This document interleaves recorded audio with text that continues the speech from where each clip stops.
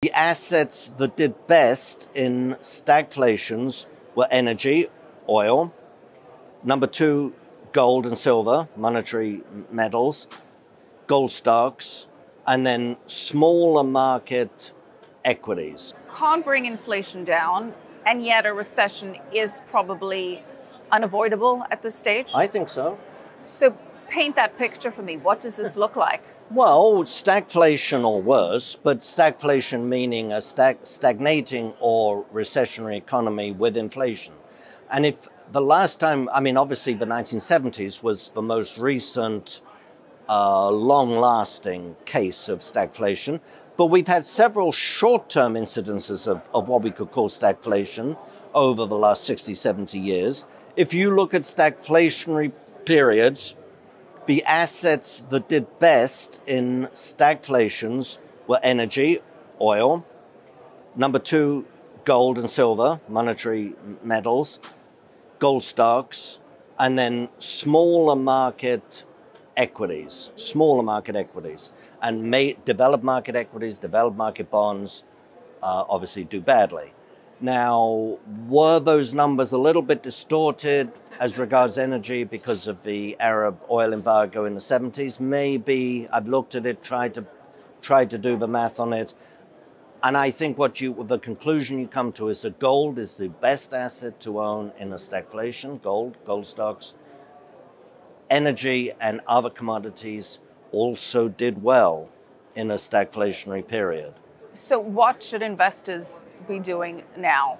Good question.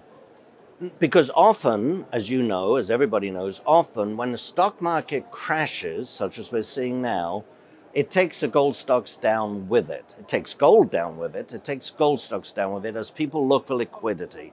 So everything goes down at the same point.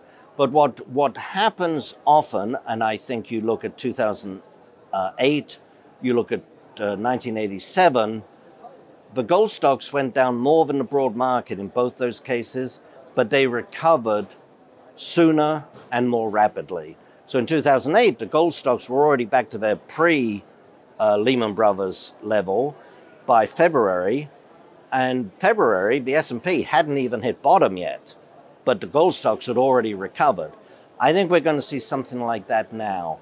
So whether it's today or the end of this week or next week, this is the time to be taking advantage of the gold stocks. Well, actually, the Van Eck Gold Miners Index, the ETF there, last I checked, that was up about 4% year to date, outperforming the broader market. Today or Friday? As of this morning, it was up about 4.2%. This morning. I bet it's not up now. Well, I haven't looked, but I bet it's not up now. The XAU, when we talked, things are changing dramatically, right, obviously. But when we looked at this just before we talked, the XAU was down. So you would buy a gold miner ETF at this point? Well, I don't like gold mine ETFs, frankly. That's just a bias because I'm a money manager, so I want people to come to me. No, I don't like the gold ETFs because with an ETF, you're buying a little bit of everything, the good, the bad, the ugly. You're buying the companies that are takeover candidates. You're buying the companies that do the takeovering, and their prices collapse. So I typically don't like ETFs for a market like gold, but that's beside the point. So I would buy the gold stocks, yes. You would buy gold stocks. You would buy physical gold. You would buy physical silver. Correct. And the silver stocks. Give our investors the best way to position themselves now. Well, I like individual gold stocks personally, and I think the large royalty companies are the lowest risk way of getting exposure to this market. The major, well-financed, well-capitalized, meaning they have good balance sheets. The major producers like Agnico or Barrick, really solid companies with great balance sheets. That would be my next sort of level. And then I'd also look at some of the second tier producers, which are potential takeover candidates. But there's that wonderful saying, when the filet's on sale, don't buy the hamburger. We might all like hamburger, and with due respect to all the companies here, but when you can buy the best companies cheaply, I mean, you know, that's where you start in my mind. What are the fillet of companies in your mind that are on sale right now? Well, a Cisco Mining, a Cisco Gold, I mean, sorry. A Cisco Gold, OR, New York, Wheaton are both quite a Royal Gold. Those three are all quite cheap.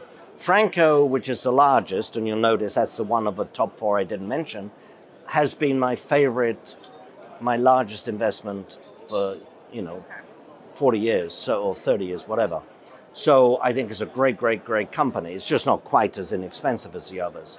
Agnico and Barrick are two very well-run companies with great prospects ahead of them. You know, Agnico after the merger with Kirkland, and Barrick, I think Barrick is, got lots of growth ahead of it, both in Nevada and also now with the Pakistan copper deposit, and both selling very cheaply. You look at Barrick, for example, it's selling almost at its lowest ever price to free cash flow. That simply doesn't make sense. Are there other equities not in the commodity sector that you're looking at right now? Yes, definitely. Obviously, the time to buy is when things are cheap, we know that. And after a market crash, investors should start looking, in my view, for really good quality companies with really strong balance sheets, with businesses that are not vulnerable or particularly vulnerable to a recession, and preferably that pay a dividend. So, and just before I name a couple, I mean, would I buy today? Probably not. I would wait a few days for this dust to settle a little bit. But you look at a company like Nestle, for example, a global blue chip, diversified with operations, both production operations and sales in 100 different countries. Rock solid balance sheet, not vulnerable to a recession at all, if history's a guide, yielding about 2.5%, not an awful lot, but on a historic basis for Nestle, a good yield. So if you can buy really solid companies like that when they're down,